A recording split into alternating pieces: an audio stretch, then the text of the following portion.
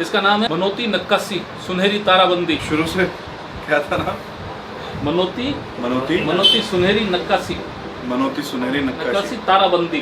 ताराबंदी मतलब ऐसे है कि रात को अंधेरे के अंदर जैसे तारे चमकते हैं ना, वैसे ये लाइट डिम होने पर रात को रिफ्लेक्ट करते हैं। इसमें काफी इंजीनियरिंग इन्वॉल्व भी है। हाँ बिल्कुल, इंजीनियरिंग माइंड भी है एक आर्टिस्ट का। हेलो एवरीवन, आज इस टूर का सेकंड डे है और हम बीकानेर में उस्ता कला को एक्सप्लोर कर रहे हैं। कल हम मिले थे उस्ता कलाकार से, हसन रजा जी से, और आज हम जिनसे मिलने वाले हैं उनकी जनरेशन उस्ता कला को काफ़ी टाइम से प्रैक्टिस कर रही है और उनको भी काफ़ी अरसा हो गया इस उस्ता कला को प्रैक्टिस करते हुए। गुड मॉर्निंग गाइस, अभी हम लोग बीकानेर में और अभी हम यहाँ का मार्केट एक्सप्लोर करने जा रहे थे। ये हमारा होटल था, रात को हमने यहाँ किया था। बीकानेर की कुछ लोकल चीज़ें ट्राई करेंगे। तो गाइस हम जा रहे हैं नाश्ता वाश्ता करने। फुल बीकानेर की वाइब है यहाँ पे, देख सकते हो मेरे पीछे भीड़। यहाँ पे भी हम जा रहे हैं।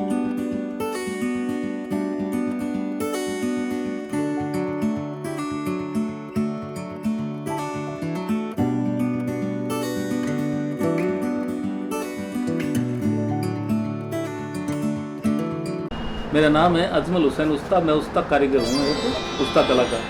उस्ता कला यहाँ की बहुत प्राचीन है, पुरानी कलाओं में से होता है और ये तकरीबन आज से 400 साल पुरानी चली आ रही है यहाँ से बीकानेर की रियासत काल के अंदर। और ये रजवाड़ों की कला है बिल्कुल। ये कह दीजिए आप रॉयल आर्ट है ये, और पहले ये राजघरानों से ही है ये, और जितनी भी है ये राजघराने से ही बाहर आई है कला। और तकरीबन आप देख लो, राजा राय सिंह यहाँ से 7 कलाकार लेके आए थे मुल्तान से, कारीगर, और उन्होंने इस काम को यहाँ बीकानेर में अंजाम दिया। अलग अलग जगह उन्होंने इसके अंदर कारीगर थे, लकड़ी के थे, पत्थर के थे, और ये आर्ट बारे में जो फूल पत्तियों, उनका बहुत अच्छा ज्ञान था उनको।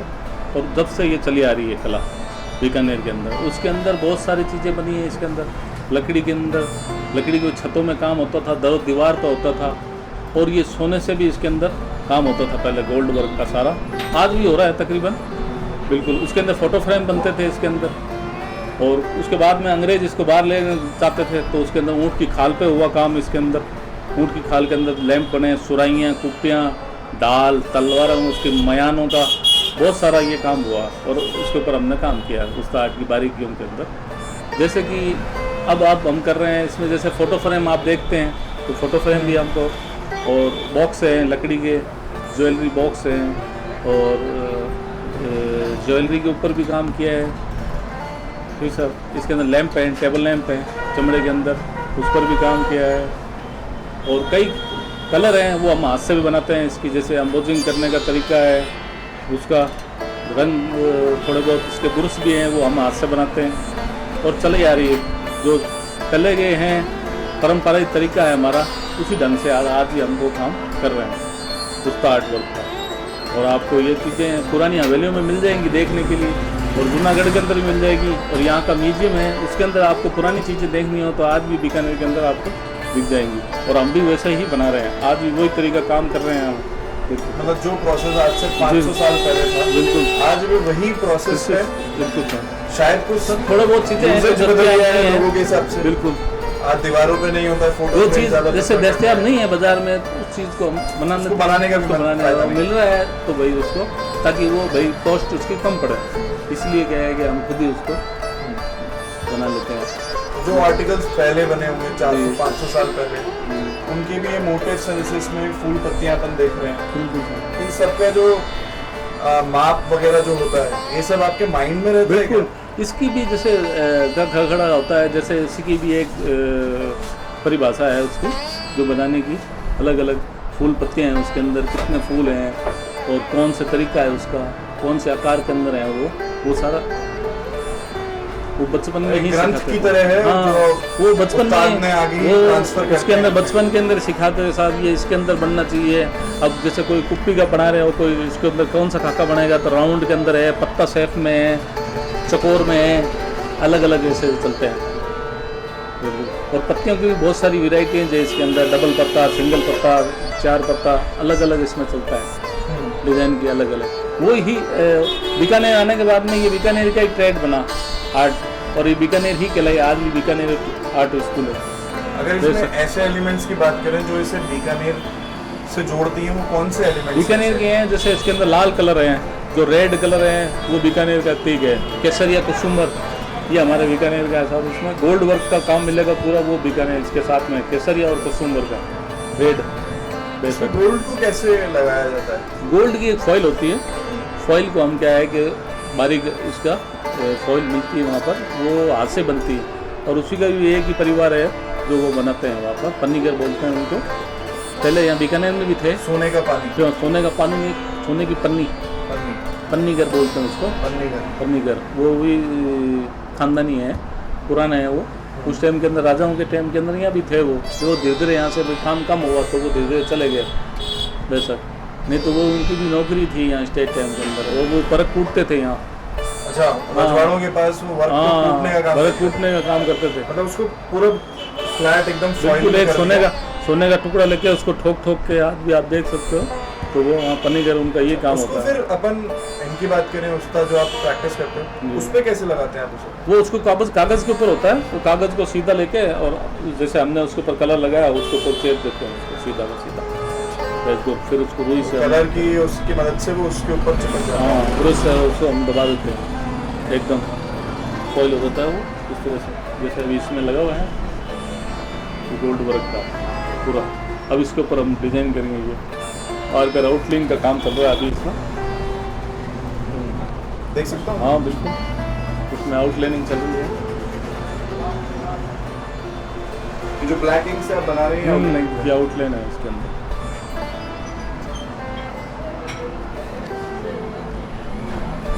सबसे पहले इसका जो प्रोसेस है वो है, पहले नक्शा बनता है। सबसे पहले कागज़ पे नक्शा बनेगा, फिर उसको आइटम के ऊपर रखा जाएगा, उसको कार्बन ले जाएगा, उसका कागज़ सा पेन खाका बन जाएगा भाई, उसका एक खाका बना के फिर उसको कार्बन से उसके ऊपर ले लेंगे। ये इसके प्रोसेस है। फिर इसका इस तरह से होगा, फिर इसको अम्बोजिंग मनोत करेंगे इसको। ये मनोत है, ये पुराने घड़े की मिट्टी है बिल्कुल, ये मनोत होती है, इसको ब्रश द्वारा ये अम्बोजिंग इस तरह से मनोत कर देते हैं। फिर उसके बाद में हम येलो कर देंगे, इसको कलर लगा देंगे एनामल। फिर इसके ऊपर गोल्ड लीफ का काम, गोल्ड वर्क छापने का। फिर उसके बाद में इसके ऊपर ये ब्लैक आउटलाइन, साई जिसको साई बोलते हैं। फिर ये रेड कलर हमारे यहाँ के लाल बीकानेर स्टाइल, ये इसके अंदर ये स्टाइलें होती हैं। ये मीना कलर का है, ये रंगा बेजी है इसके अंदर। रंगा बेजी। अच्छा, रंगा बेजी का मतलब? रंगा बेजी रंग अलग अलग रंगा बेजी, अच्छा, अलग अलग रंगों का मिश्रण, अलग अलग हरा भी है, और भी बहुत सारे कलर आते हैं इसमें। जैसे कि वो सामने लगा हुआ है उधर उनके पीछे है एक, उसके अंदर अलग अलग कलर है, उसके अंदर जो अलग अलग फूल पत्तियों में रंग भरे हैं। टेम्पलेट में हमने पूरी एक स्टेज बता दी है, स्टेज बता दी कि भाई ये इतनी स्टेज होती है इसके अंदर, ये 8 स्टेज कैसे पूरा शेप लेता है उसका कलर। ये चीज़ है। इसके क्लोजअप अपन लेना चाहें, दिखाना चाहें। हाँ,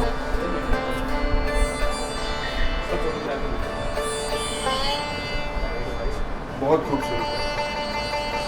ये हमने इसलिए बना के रखा है कि बच्चे लोग और आते हैं ना, अभी कहेंगे मुँह ज़बानी समझाएंगे तो नहीं, ये प्रैक्टिकल दिखाएंगे। ये बहुत चीज़ है, करना उधर से भाई, इधर और बाकी कुछ चीज़ें सीक्रेट भी रहनी चाहिए। हाँ नहीं, सीक्रेट तो क्या है, तो सब चीज़ें करते हैं आप करने वाला चीज़ है, करने वाला ये रियाज है, कला इससे आती है। कला ग्रो कर रहा है, जो पहचान मिलनी चाहिए वो मिल पा रही है। हाँ, कला की ऐसी बात, देखो एक टाइम था, उस टाइम के अंदर ये स्टेट टाइम के अंदर होता था, फिर देश आज़ाद हुआ तो कलाकारों ने काम छोड़ दिया था, लोगों की मांग बढ़ी तो ये काम धीरे धीरे बढ़ा। अब इस तरह है कि धीरे धीरे भाई बढ़ रहा है ग्रोथ इसका, और कारीगर बन रहे हैं और बढ़ेगा, क्योंकि सारी आर्टिस्ट लोग अपने इंडिया में ही रहे। बेशक आज का ज़्यादातर पुराना काम देखो तो बाहर जर्मनी के म्यूजियम में, फ्रांस के म्यूजियम में, इंग्लैंड में म्यूजियम नहीं, भारत देश सदियों सदियों से हाथ से काम करने वालों से जाना जाता है, प्रमुख है बिल्कुल हाथ से।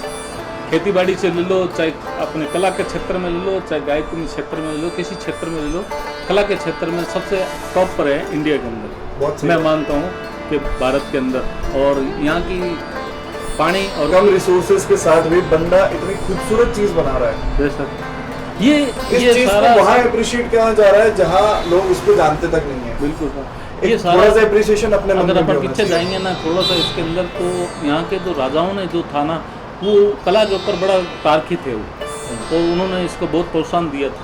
इस वजह से कला अभी तक जीवित है, क्योंकि उन्होंने वो चीज़ें बना के छोड़ दी ना। ये चमड़े की शाही सुराही है, ये बिल्कुल ये सारी चमड़े की बनी हुई है। इसका ढक्कन है, ये लकड़ी के अंदर दिया है, और ये हमने हैंडल इसका ये मेटल का है, और इसके ऊपर सारा गोल्ड वर्क का काम है हुआ, और इसके अंदर रेड और ब्लू, ग्रीन और वाइट, ये 3-4 कलर हैं इसके अंदर। ये बॉक्स, कटार बॉक्स, ये लकड़ी का है। जैसे ये फोटो फ्रेम्स है, फोटो फ्रेम अगर अपन इस चीज को पूरी उस्ता कला है, 500 साल से चली आ रही है। आज भी मेरे हिसाब से 150 आज भी एक्टिव कारीगर हैं, एक्टिव आर्टिस्ट हैं। भाई अपन बस 10 के अंदर अंदर ही, बस 10 के अंदर ही कलाकार हैं, जिनका काम अच्छा है।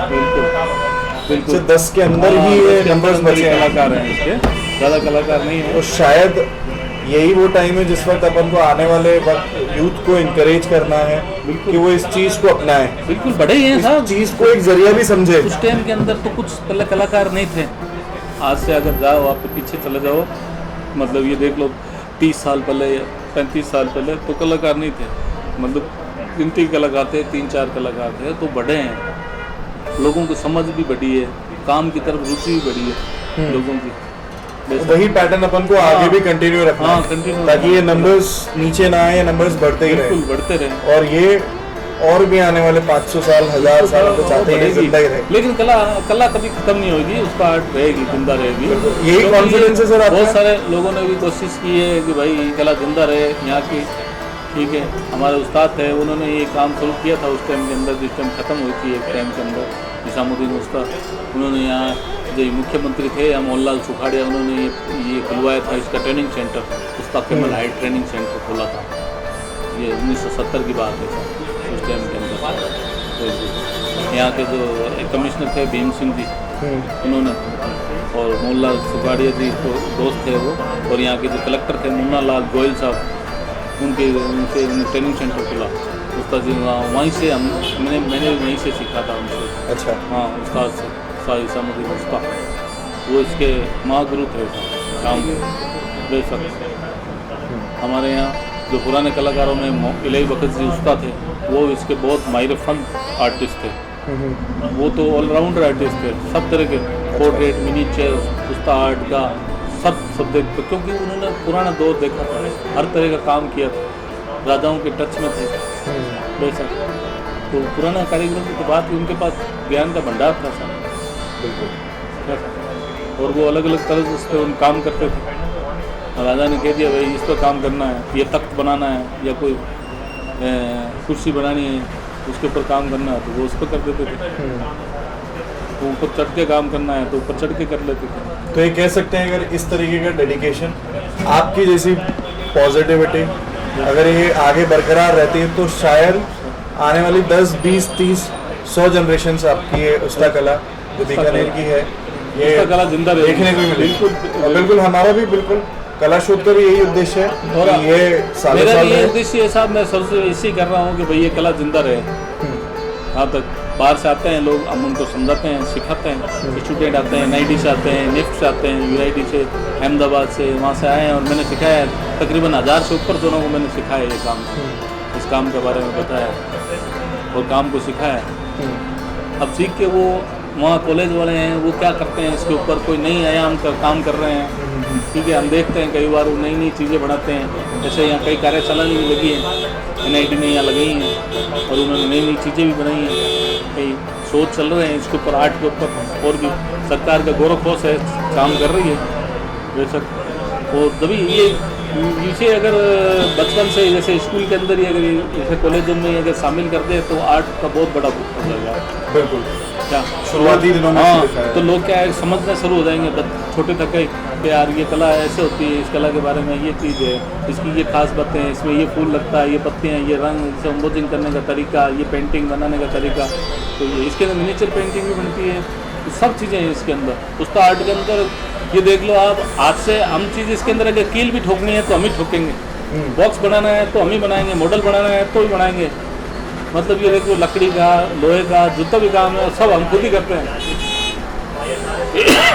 ये उस्ताद आर्ट की पहचान है कि वो सारे काम उसी को करने पड़ेंगे। वही तो उस्ताद है आपकी तरह। बिल्कुल सर। तो कला शोध की पूरी टीम को आपसे मिलकर के बहुत अच्छा लगा है। हमने उस्ता कला को इतनी नज़दीक से देखा है, आपने सारी नॉलेज, सारी चीज़ें हमें बताई हैं, तो ये जानकर के काफ़ी अच्छा लगा। और शायद यही आपका जो हौसला है ये आगे लोगों को इंस्पायर भी करेगा, यही इंस्पिरेशन है। और आपकी ये सारी चीज़ें जो आज डिस्प्ले पे भी है ये अपने आप में एक इंस्पिरेशन है। तो कला शोध को आपसे मिलकर बहुत अच्छा लगा सर, और फिर आपसे मुलाकात होगी बिल्कुल। धन्यवाद सर।